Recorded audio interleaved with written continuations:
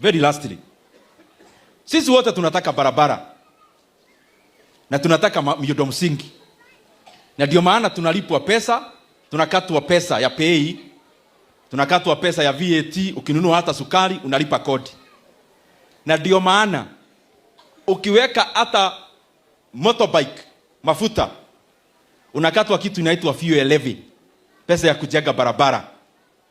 Lakini hiyo yote tumepeleka bank kama collateral, most of that money. So what do we want to do now? Watu wa serikali wanakuja wanasema tunataka kujenga barabara ya Nairobi kwenda Nakuru. Mtu ambaye analipa pay, analipa VAT na analipa fuel levy, alafu serikali inamwambia tunataka tukujengee barabara na niwe utakuwa unalipa kutumia.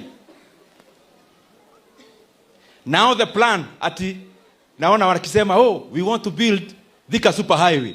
Of course we deserve another road. Even Mombasa road should be expanded. Of course we pay taxes. Lakini plani ni gani?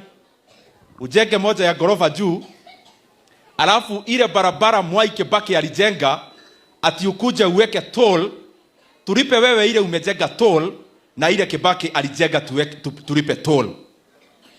Mimi nataka niwaambie hivi, that will not happen.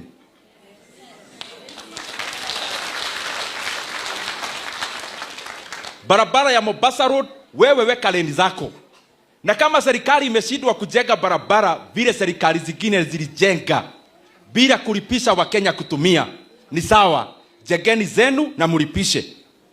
Lakini ile barabara iko ya Mombasa road, ile ilijengwa na President Kenyatta na Moi na Kibaki na Uhuru, na ile Thika road super highway ambayo ilijengwa na President Kibaki, we want to tell you, we will not pay toll for the roads that we have built previously.